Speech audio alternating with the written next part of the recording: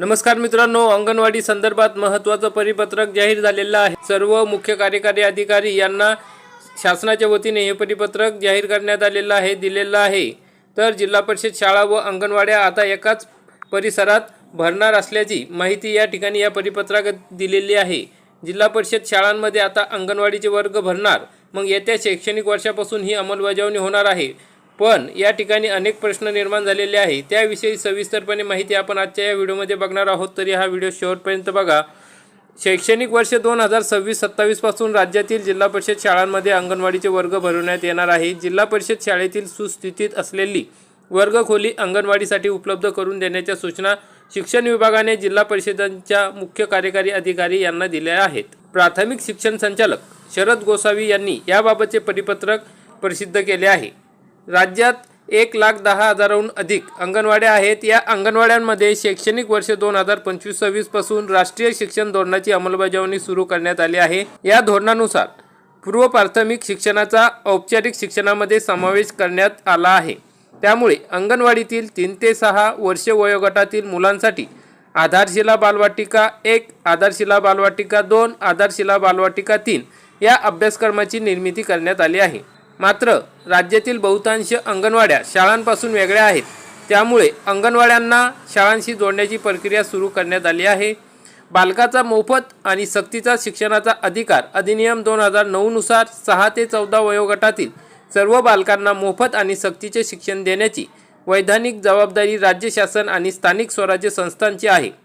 राष्ट्रीय शिक्षण धोरण 2020 मधील तरतुदीनुसार भविष्यात पूर्व प्राथमिकचे वर्ग प्राथमिक शाळांना जोडावे लागतील।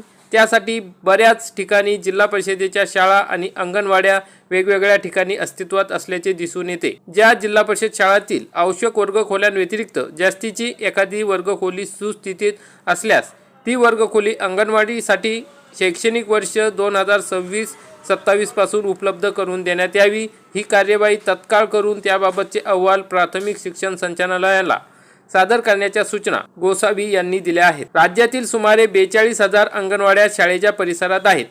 मात्र पूर्व प्राथमिक आणि दुसरीपर्यंतचे वर्ग एका ठिकाणी असणे योग्य राहील। त्यामुळे स्वतःची जागा नसलेल्या अंगणवाड्यांना जास्तीची वर्गखोली उपलब्ध असलेल्या शाळेत जागा देण्याबाबत सूचना देण्यात आलेल्या आहेत। शरद गोसावी, प्राथमिक शिक्षण संचालक। मग या ठिकाणी नवीन प्रश्न निर्माण झालेले आहे की गावागावांमध्ये अंगणवाडीच्या स्वतंत्र इमारती आहे, सोयी सुविधा निर्माण केल्या आहेत। काही जिल्हा परिषद शाळांनाच जागा नाही, काही शाळांमध्ये जास्तीचे वर्गखोलीच उपलब्ध नाही।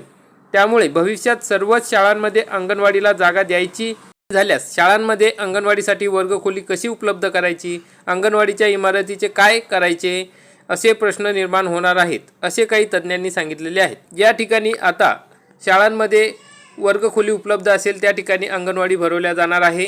तर अशा पद्धतीने या ठिकाणी जिल्हा परिषदेतील मुख्य कार्यकारी अधिकारी यांना शिक्षण संचालकांच्या सूचना आहेत। अशा प्रकारचे हे महत्त्वाचं परिपत्रक जाहीर करण्यात आलेलं आहे। जास्तीत जास्त अंगणवाडी मदतनीस, सेविका, कर्मचारी यांच्यापर्यंत हा व्हिडिओ नक्की शेअर करा आणि व्हिडिओ आवडल्यास व्हिडिओला लाईक करा, चॅनलला सबस्क्राईब करा। धन्यवाद। जय हिंद, जय महाराष्ट्र।